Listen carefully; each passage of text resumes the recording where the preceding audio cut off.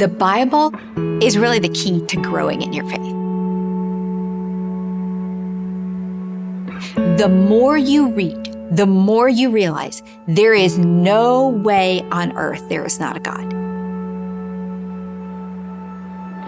There are so many layers and nuances in the bigger story of the Bible that were woven into the individual stories in the Bible that no one could have orchestrated that. No author, no group of authors. And we get caught up so often in the judgmental part of the laws or the rules because we don't like that we focus on that, when really the story is about how much he loves us and wants us in relationship with him. And to me,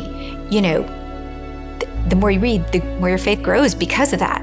As you grow closer to him, you realize there's no one like him.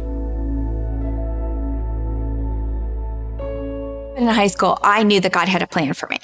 He was real to me now, but it wasn't until that next year I went to church while I was in college, but I got exposed to a lot of other girls of different faiths. And it bothered me. They used a lot of scripture I did not know. I'm a learner, and so that frustrated me. So I just kept, thinking, why am I not getting this from my church? And all these other people know it. So that really bothered me. Fast forward, I graduated and I moved to Tampa, and a couple girls in my sorority had started a Bible study. And I went, and again, that same conviction came back. Why do they know so much about the Bible and I don't? So I just decided I'm flat out going to read that Bible from cover to cover. Very hard to digest. I read it again. I literally read the Bible straight through twice. And I realized that contextually and understanding it was really going to take a lot of study. And I started studying. I started doing Bible studies and growing. And I knew the Lord because of my experience. But I learned to know the Lord through his word.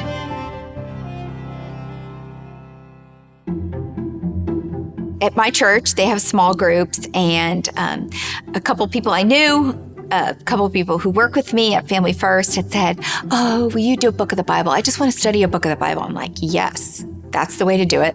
Let's do it. I can do that. These were all young professional women who were in this Bible study. And I said, okay, if we're going to do a book of the Bible in 12 weeks, that means we got to do, with Genesis, 5 chapters a week. That means you have to come having read those 5 chapters, because I'm not going to have time in an hour to read them to you. The first year we did this, I realized they're not reading, and therefore they would come and I would try to teach on 5 chapters and they would glaze over. It was too much. So I decided that I would read it to them on Marco Polo every morning at 7 a.m. They didn't have to listen to it live. They can listen when they were doing laundry. They could listen on their way to work. They can listen whenever they want, but a lot of them would get on live. And so every morning, 5 days a week, 7, I would read 1 chapter of the Bible. And then every Tuesday, I would teach on those 5 chapters. Well, after 2 years of doing this, Heather and Haley said, this really is a podcast. You could do a podcast of this. And at the time, because I was teaching 5 chapters, I wasn't going that deep. I was like, okay. I said, well, finally, I just said, all right, if y'all will organize it, I'll do it. We'll just start in Genesis again. And I'd already done Genesis and Exodus with them. So it was like, okay, just be redoing. Well, I didn't realize when you do a podcast, you go a lot deeper. It was 1 or 2 chapters. But once you start, it's kind of hard to stop. And I think one thing today is that we tend to want to have the cliff notes to everything, but there is power in the word, and there's scripture that says that there is. And so to read every single word is us being faithful to God's plan. This is God's plan. We feel like this is the greatest book that was ever written. So everyone should read it. And everyone should really try to understand it the way they would in a book club. We do have a pastor sitting in the room to double check me, to stop me if he thinks I'm saying anything that would cause anyone to stumble or give the wrong impression. I have another pastor that listens, and I tell him all the time, he knows to call me. We try to be accountable to a lot of people. I pray a lot that the Lord would only put the words on the paper that need to be heard. My husband prays a lot. The people here at my work, Family First, pray a lot for this podcast because we really care that you're getting the truth. So I just think it's really important for us to read every word and discuss it. And I love it.